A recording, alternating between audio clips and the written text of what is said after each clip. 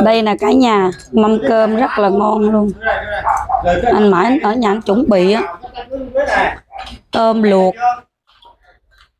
có bật lửa đây chưa? thịt gà luộc nè cả nhà. Bật lửa đi. Canh bí hả em? Canh bí hả? Ôi, bánh hỏi ngon quá vậy. Ồ, heo quay nữa nè. Bánh đa xào lòng gà ngon lắm nè cả nhà, quá ngon.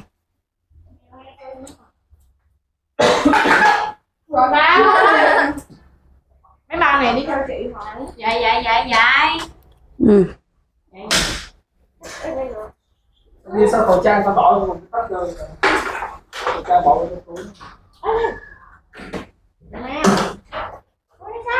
Đi xa vậy? Neo đi ra.